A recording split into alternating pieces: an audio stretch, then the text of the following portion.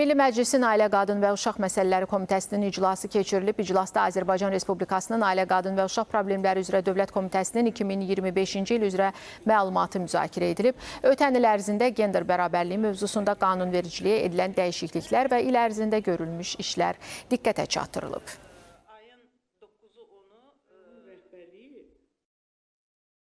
2020-ci ildə qadınların orta əmək haqqı, kişilərin orta əmək haqqının 63,3%-ni 2025-ci ildə bu nisbət 69,2% təşkil etmişdir.